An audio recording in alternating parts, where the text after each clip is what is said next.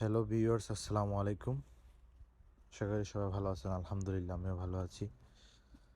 শীতের এই সকালবেলায় কে না আছে যে খেজুরের রস খেতে না চায়, তারই সন্ধানে আসলে আজকে সকালে গিয়েছিলাম।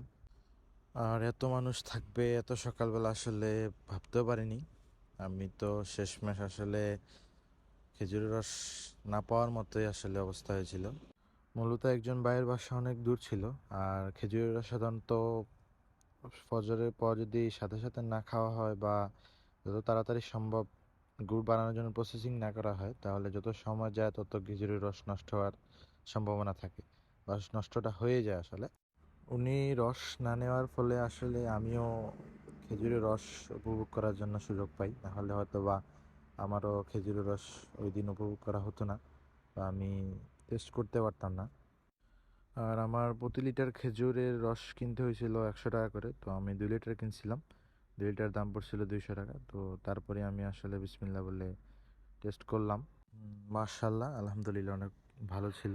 আমার খুব ভালো লাগছে।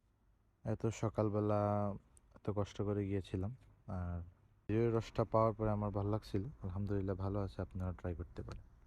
আর এই জায়গায় যাওয়ার এক্সাক্ট লোকেশনটা হলো আপনার ছাতক সুনামগঞ্জ রোড, জাঙ্গাইল।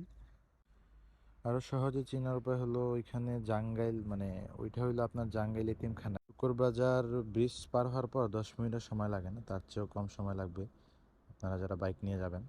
আর ওই সময় যাওয়ার সময় দেখবেন আপনারা ম্যাক্সিমাম বাইকারই আসলে সকালবেলা বা ভোরের ফজরের আগে যায়।